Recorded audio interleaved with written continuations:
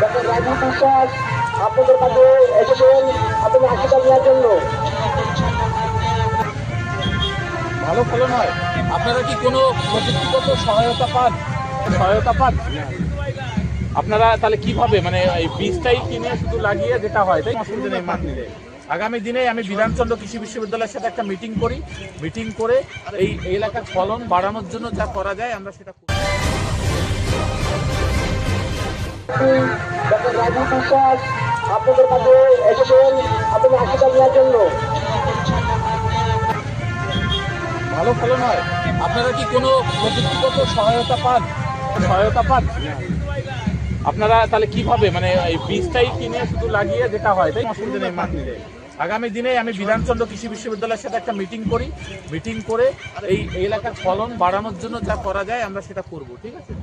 হরিণঘাটা বিধানসভা এলাকায় জোর কদমে চলছে নির্বাচনী প্রচার।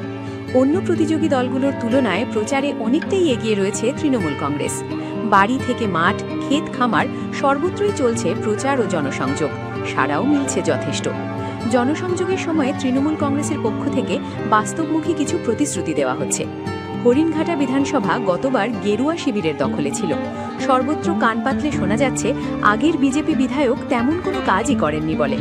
হরিণঘাটা বিধানসভায় মোট 10টি অঞ্চল, একটি পৌরসভা রয়েছে। তৃণমূল কংগ্রেসের তরুণ প্রার্থী ডাক্তার রাজীব বিশ্বাস পৌরসভার সমস্ত ওয়ার্ড এবং ব্লকে সমস্ত পঞ্চায়েতে একরকম নির্বাচনী প্রচার জনসংযোগ সেরে ফেলেছেন।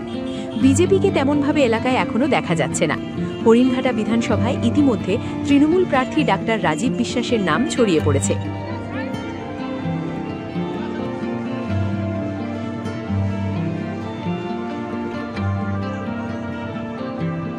তৃণমূলের অনেক কিছু পেয়েছি এবং একেবারে হওয়ার থেকে মরা পর্যন্ত যাবতীয় সব স্কিম আছে, সেগুলো সবই মানুষের মধ্যে আমরা পেয়েছি আর কি।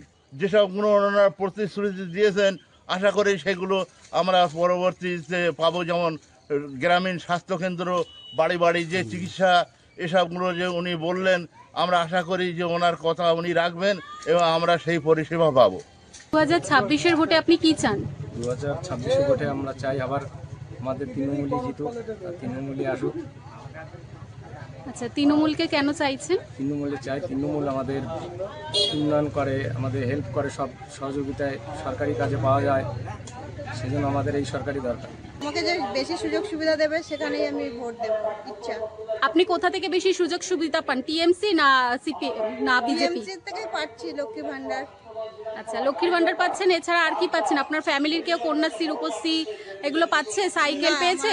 না, কেউ পায় না, কিন্তু আমার দাদার মেয়েরা পায়, রূপশ্রী পেয়েছে, কন্যাশ্রীও পেয়েছে।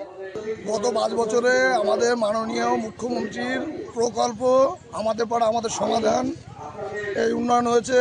যুবশ্রী, যুবদের যে ভাতাটা, সেই এটাও দেওয়া হয়েছে আমাদের মাননীয় মুখ্যমন্ত্রীর প্রচেষ্টায়। এমনকি লাইট, এই পানীয় জলের ব্যবস্থা করা হয়েছে। তাছাড়া আমাদের হরিণঘাটা ব্লকে যে অসীম সরকার বিজেপি থেকে জিতে আছে, তার 5 বছরে কোনো দেখা সাক্ষাৎ নেই, ও কোনো উন্নয়নমূলক কোনো কাজই করেনি। দিদি আমাদের ঘর দিচ্ছে, দিদি ভান্ডারে টাকা দিচ্ছে, কত পরিষেবা করছে আমাদের। কেন দিদিকে চাবো না তো কাকে চাবো? আপনি লক্ষ্মীর ভান্ডার পান? পাই। কত পান? 1,500 টাকা। লক্ষ্মীর ভান্ডার পেয়ে আপনি খুশি? হ্যাঁ। এবার নির্বাচনে আপনি কাকে ভোট দিতে চান? দিদিকেই দিতে চাই।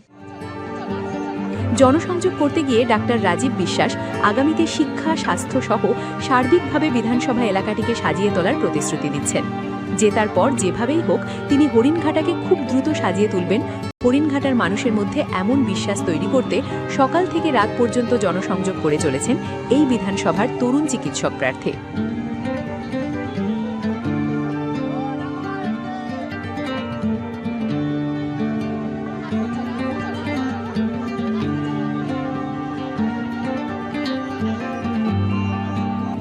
ভারী ভারী শিল্প কারখানা গড়ে তোলার আমাদের ইচ্ছে, যেগুলোতে কর্মসংস্থান বাড়বে এবং সেই কর্মসংস্থানে হরিণঘাটার মানুষদের যেন অগ্রাধিকার থাকে।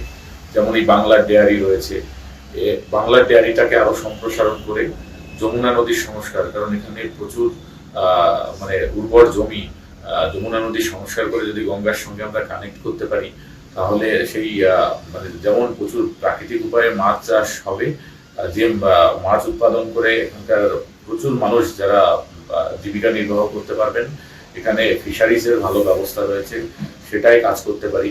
বিধানচন্দ্র কৃষি বিশ্ববিদ্যালয় রয়েছে আমাদের পাশেই, তাই আমার ইচ্ছা আছে যারা কৃষক তাদের সঙ্গে আগামী দিনে বিধানচন্দ্র কৃষি বিশ্ববিদ্যালয়ের প্রযুক্তি এবং কৃষকদের যে কঠোর পরিশ্রম, এটা মিলে আরো বেশি কিভাবে ফসল উৎপাদন করা যায় এবং একটা উন্নততর হরিণঘাটা গড়া যায়, যেখানে শিক্ষা থাকবে, চিকিৎসা থাকবে, সুস্বাস্থ্য থাকবে, শিল্প কারখানা থাকবে, কর্মসংস্থান থাকবে, রাস্তাঘাট থাকবে, পানীয় জল থাকবে, লাইট ব্যবস্থা থাকবে, সবকিছু মিলে আগামীতে একটা উন্নততর হরিণঘাটা আমরা করবো। এই লক্ষ্য নিয়ে আমরা সবাই একসঙ্গেই কাজ করছি, তৃণমূল কংগ্রেস এখানে কাজ করছে। স্বাস্থ্য ব্যবস্থা নিয়ে কিছু বলবেন? অবশ্যই বলবো, আমি নিজে স্বাস্থ্য ব্যবস্থার সঙ্গে যুক্ত। আগামী দিনে যে দিদির যে 10টি প্রতিজ্ঞা দিদি ঘোষণা করেছেন, দুয়ারে স্বাস্থ্য পরিষেবা এবং সেবাশ্রয়, যেটা ডায়মন্ড হারবারের সাংসদ শ্রী অভিষেক বন্দ্যোপাধ্যায় করেছেন, আগামী দিনে দুয়ারে স্বাস্থ্য পরিষেবা এবং সেবাশ্রয় হরিণঘাটাবাসী পাবে।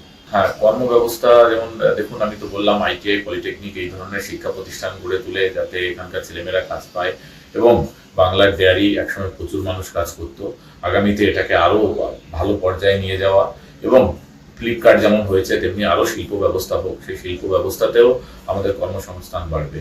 তারপর সর্বোপরি বলবো যে SIR, অপরিকল্পিত SIR এর ফলে দেখবেন এখানকার প্রচুর মানুষের নাম বাদ গেছে, এবং যাদের নাম ডিলিট হয়েছে আমরা তাদের আইনি সহায়তা দেব, তাদের পাশে থাকবো, দলমত নির্বিশেষে তৃণমূল কংগ্রেস তাদের পাশে থাকবে। কিন্তু খুব দুঃখের বিষয়, যারা অন্য দলের, যারা মসিয়া হয়ে, হিন্দুদের মসিয়া হয়ে ঘুরে বেড়াচ্ছেন, এখানে আপনি একটু পরিসংখ্যান যদি দেখেন, সবচেয়ে বেশি হিন্দু মানুষ বাদ গেছে, মতুয়ারা বাদ গেছে। আমি তাই, ঠাকুর আমাকে পাঠিয়েছেন যে মানুষের জন্য কাজ করতে, মানুষের সেবা করতে, তাই যতই অপপ্রচার কুৎসা যাই রটানো হোক না কেন, আগামী দিনে আমরা উন্নততর হরিণঘাটা করবো, এই অভিপ্রায়ে আমি আছি, এবং মানুষ যেভাবে আমাকে ভালোবাসা দিচ্ছেন, আমি আশাবাদী, শুধু নয় আমি বিপুল ভোটে জিতবো, এটা মানুষ এই আশীর্বাদ আমায় করছে।